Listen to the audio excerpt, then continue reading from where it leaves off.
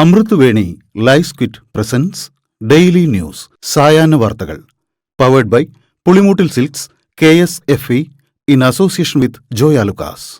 ഇത്തവണ ഫസ്റ്റ് അടിക്കില്ലേ നമ്മള്?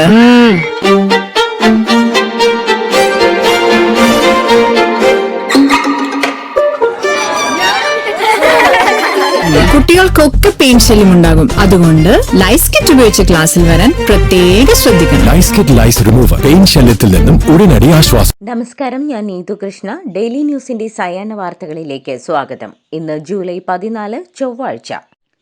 ഇറാനിലെ 6 നഗരങ്ങളിൽ അമേരിക്കയുടെയും ഇസ്രായേലിന്റെയും സംയുക്ത വ്യോമാക്രമണം. ഇറാന്റെ സൈനിക ശേഷി തകർത്തെന്നും പ്രമുഖ കമാൻഡർമാരെ വധിച്ചെന്നും US പ്രസിഡന്റ് ഡൊണാൾഡ് ട്രംപ്. ഇറാന്റെ പരമോന്നത നേതാവായിരുന്ന ആയത്തുള്ള അലി ഖമേനിയുടെ മകൻ മുജ്തബ ഖമേനി 90% ഇല്ലാതായെന്നും ട്രംപ് വെളിപ്പെടുത്തി. അമേരിക്കയും ഇസ്രായേലും നടത്തിയ സംയുക്ത വ്യോമാക്രമണത്തിൽ ഇറാന്റെ നാവികസേനയും വ്യോമസേനയും വ്യോമ പ്രതിരോധ സംവിധാനങ്ങളും പൂർണ്ണമായി തകർത്തെന്നാണ് ട്രംപിന്റെ അവകാശവാദം. ഹോർമൂസിൽ UAE ടാങ്കറുകളിലേക്ക് ഇറാൻ നടത്തിയ ആക്രമണത്തിൽ ഇന്ത്യൻ നാവികൻ കൊല്ലപ്പെട്ടു. സംഭവത്തിൽ ഇറാനെ അതൃപ്തി അറിയിച്ച് ഇന്ത്യ.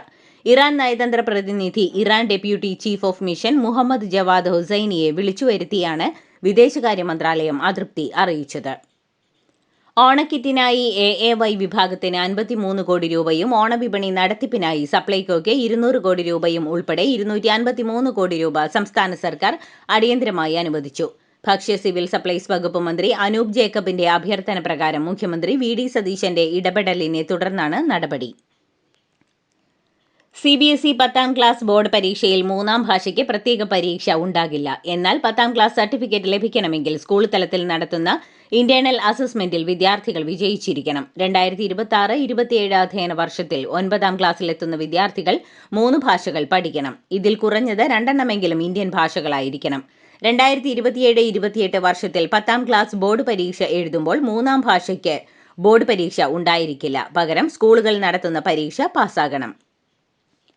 ആലപ്പുഴയിൽ ഗൺമാൻമാർ യൂത്ത് കോൺഗ്രസ് പ്രവർത്തകരെ ആക്രമിച്ച സംഭവത്തിൽ SIT റിപ്പോർട്ടിലെ ചില ഭാഗങ്ങളിൽ കുറച്ചുകൂടി വ്യക്തത വേണമെന്ന് ചൂണ്ടിക്കാട്ടി റിപ്പോർട്ട് DGP മടക്കി. വ്യക്തത ആവശ്യമുള്ള ഭാഗങ്ങളിൽ തുടരന്വേഷണം നടത്താനും നിർദ്ദേശം നൽകി.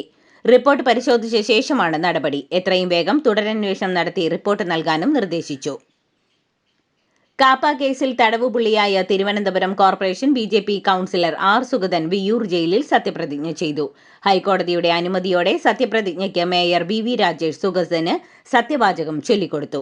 സംസ്ഥാനത്ത് ഇതാദ്യമായിട്ടാണ് ജയിലിൽ സത്യപ്രതിജ്ഞ നടത്തുന്നത്.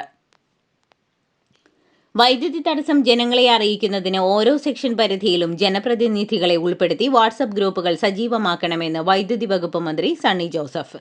തൃശൂർ കളക്ടറേറ്റ് കോൺഫറൻസ് ഹാളിൽ വൈദ്യുതി മേഖലയിലെ പ്രവർത്തനങ്ങൾ വിലയിരുത്താൻ ചേർന്ന ജനപ്രതിനിധികളുടെയും KSEB ഉദ്യോഗസ്ഥരുടെയും യോഗത്തിൽ അധ്യക്ഷത വഹിച്ച് സംസാരിക്കുകയായിരുന്നു അദ്ദേഹം. നടിയെ ആക്രമിച്ച കേസിൽ ശിക്ഷ മരവിപ്പിക്കണമെന്നാവശ്യപ്പെട്ട് മുഖ്യപ്രതി പൾസർ സുനി നൽകിയ ഹർജി ഹൈക്കോടതി തള്ളി. ഇരയുടെ അന്തസ്സും കണക്കിലെടുക്കണമെന്ന് കോടതി നിരീക്ഷിച്ചു. 20 വർഷം തടവിനാണ് പൾസർ സുനിയെ വിചാരണ കോടതി ശിക്ഷിച്ചത്. ശിക്ഷ റദ്ദാക്കണമെന്നാവശ്യപ്പെട്ട് പൾസർ സുനി നൽകിയ അപ്പീൽ ഹൈക്കോടതിയുടെ പരിഗണനയിലാണ്.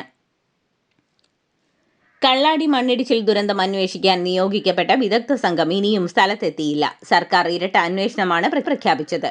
ഏറ്റവും കുറഞ്ഞ സമയത്തിനകം സ്ഥലം സന്ദർശിച്ച് പരിശോധന നടത്തി റിപ്പോർട്ട് നൽകാനായിരുന്നു നിർദ്ദേശം.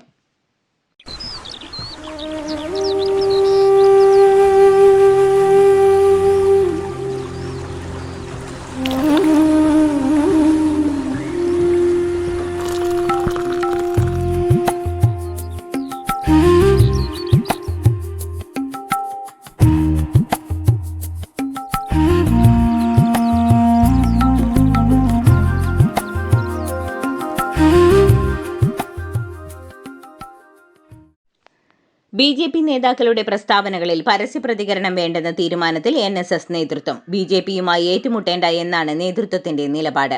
NSS ആഭ്യന്തര കാര്യങ്ങളിൽ ഇടപെടില്ലെന്ന രാജീവ് ചന്ദ്രശേഖറിന്റെ പ്രതികരണം സ്വാഗതം ചെയ്യുന്നുവെന്നും NSS നേതൃത്വം അറിയിച്ചു.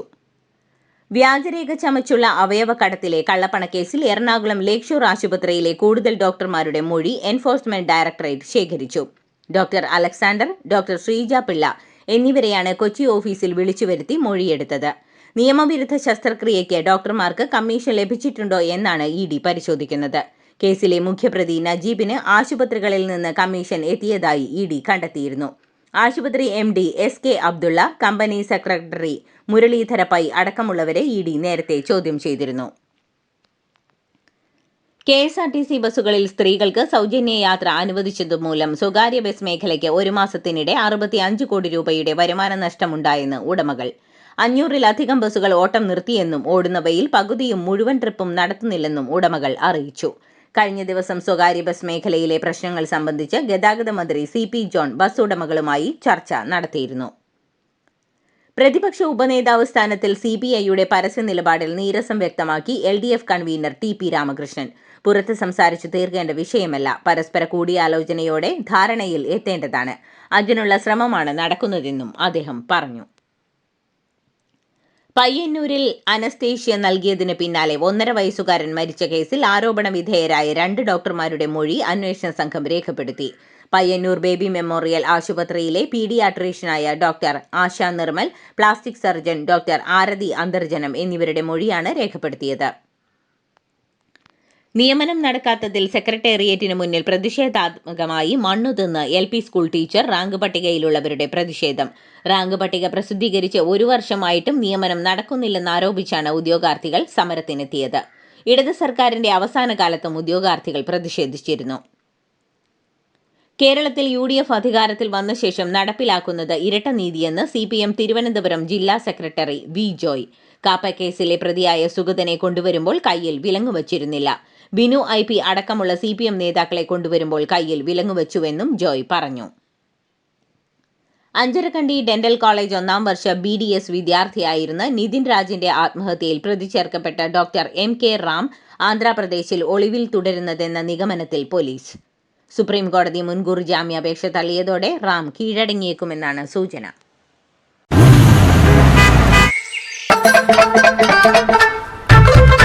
എല്ലാവർക്കും വന്നു ഡാൻഡ്രഫ്, എന്തു ചെയ്യും ചേട്ടാ?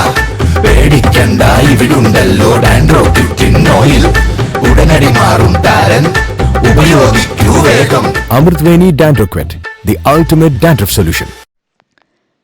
തമിഴ്നാട്ടിലെ തദ്ദേശ തെരഞ്ഞെടുപ്പിൽ തനിച്ച് മത്സരിക്കുമെന്ന് ഇടതു പാർട്ടികൾ. ഒരു സഖ്യത്തിന്റെയും ഭാഗമാകില്ലെന്നും CPMഉം CPIയും ഒന്നിച്ചു മത്സരിക്കുമെന്നും CPI സംസ്ഥാന സെക്രട്ടറി അറിയിച്ചു. നേരത്തെ തമിഴക വെട്രി കഴകം ബുധനാഴ്ച വിളിച്ചു ചേർത്ത സഖ്യകക്ഷികളുടെ യോഗത്തിൽ നിന്ന് വിട്ടുനിൽക്കാൻ CPIയും CPMഉം തീരുമാനിച്ചിരുന്നു. സ്കൂളുകളിലും കോളേജുകളിലും സമഗ്ര ലൈംഗിക വിദ്യാഭ്യാസം പാഠ്യപദ്ധതിയുടെ ഭാഗമാക്കുമെന്ന് കേന്ദ്ര സർക്കാർ സുപ്രീം കോടതിയിൽ അറിയിച്ചു. കമ്മിറ്റി ശുപാർശ ചെയ്യുന്ന പ്രകാരം സ്കൂളുകളിലും കോളേജുകളിലും സമഗ്ര ലൈംഗിക വിദ്യാഭ്യാസം പഠിപ്പിക്കും. കോടതി അനുമതി ലഭിച്ചാൽ ഉടൻ നടപ്പിലാക്കുമെന്നും കേന്ദ്രം സുപ്രീം കോടതിയിൽ പറഞ്ഞു. അയോധ്യ രാമക്ഷേത്ര സംഭാവന കൊള്ളയിൽ രാമക്ഷേത്ര ട്രസ്റ്റ് മുൻ അംഗം അനിൽ മിശ്ര, ഗോപാൽ റാവു എന്നിവരെ വീണ്ടും ചോദ്യം ചെയ്യാൻ SIT. മറ്റു ട്രസ്റ്റ് ഭാരവാഹികളിൽ നിന്നും വിവരങ്ങൾ തേടും. കൂടാതെ SIT സംഘം അയോധ്യ ക്ഷേത്രം സന്ദർശിക്കുകയും നിലവിലെ സുരക്ഷാ ക്രമീകരണങ്ങൾ വിലയിരുത്തുകയും ചെയ്യും. ചോദ്യപേപ്പർ ചോർച്ചയെ തുടർന്ന് മഹാരാഷ്ട്ര അധ്യാപക യോഗ്യതാ പരീക്ഷ റദ്ദാക്കി. 2 ആഴ്ച കഴിഞ്ഞിട്ടും പുതിയ പരീക്ഷാ തീയതി പ്രഖ്യാപിച്ചിട്ടില്ല. സർക്കാർ അടുത്ത നടപടികളെക്കുറിച്ച് വ്യക്തമാക്കാത്തതിനാൽ 6 ലക്ഷത്തോളം ഉദ്യോഗാർത്ഥികളുടെ ഭാവി അനിശ്ചിതത്വത്തിലാണെന്ന് കോൺഗ്രസ് നേതാവ് രാഹുൽ ഗാന്ധി പറഞ്ഞു. ഇറാനും അമേരിക്കയും തമ്മിലുള്ള ഏറ്റുമുട്ടൽ വർദ്ധിച്ചതോടെ പശ്ചിമേഷ്യയിൽ വീണ്ടും യുദ്ധസമാന സാഹചര്യം. ഹോർമൂസ് കടലിടുക്കിൽ 2 UAE ടാങ്കറുകൾക്ക് നേരെ ഇറാൻ മിസൈൽ ആക്രമണം നടത്തി. തൊട്ടുപിന്നാലെ ഒമാൻ തീരത്ത് ടാങ്കർ ആക്രമിക്കപ്പെട്ടതായി UK മാരിടൈം ഏജൻസി റിപ്പോർട്ട് ചെയ്തു. ഫിഫ ലോകകപ്പിൽ ഇന്ന് രാത്രി 12:30 നടക്കുന്ന ആദ്യ സെമി ഫൈനലിൽ ഫ്രാൻസ് സ്പെയിൻ പോരാട്ടം. നാളെ രാത്രി 12:30 നടക്കുന്ന രണ്ടാമത്തെ സെമി ഫൈനലിൽ അർജന്റീന ഇംഗ്ലണ്ടിനെ നേരിടും. ഇതോടുകൂടി ഡെയിലി ന്യൂസിന്റെ ഇന്നത്തെ സായാഹ്ന വാർത്തകൾ സമാപിക്കുന്നു. ഡെയിലി ന്യൂസിനു വേണ്ടി വാർത്തകൾ വായിച്ചത് നീതു കൃഷ്ണ. DailyNewsLive.in വാർത്തകൾ വിരൽ തുമ്പിൽ.